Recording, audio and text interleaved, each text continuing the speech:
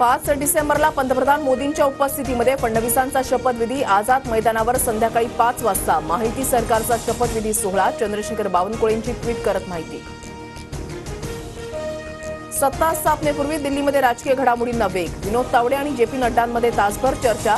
तावडेंनी महाराष्ट्राच्या विषयावर माध्यमांशी बोलणं टाळलं।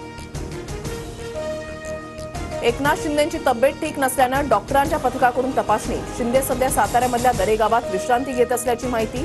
कुणालाही शिंदेंना भेटण्यासाठी परवानगी नाही।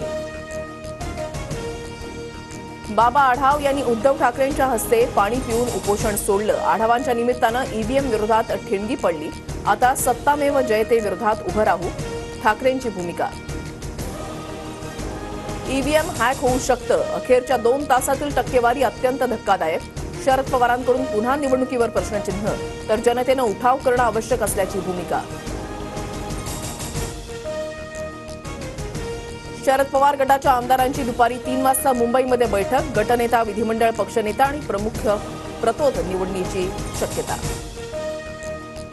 बुलडाण्याच्या धाड गावातील मिरवणुकीदरम्यान 2 गटामध्ये राडा, 15 ते 20 वाहनांची जाळपोळ। राड्याप्रकरणी 17 जण अटकेत। मुंबईसह ठाणे भिवंडीमध्ये आजपासून 5 डिसेंबरपर्यंत 10% पाणी कपात। न्यूमॅटिक गेट सिस्टीममध्ये बिघाड झाल्यानं पाणी पुरवठा बंद राहणार। पाणी जपून वापरण्याचं पालिका प्रशासनाचं नागरिकांना आवाहन।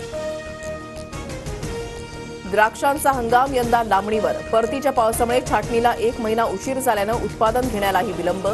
जानेवारीची वाट पाहावी लागणार। मध्य आणि हार्बर रेल्वे मार्गावर आज मेगा ब्लॉक। रेल्वे रूळ, सिग्नल यंत्रणा आणि अभियांत्रिकी काम करणार।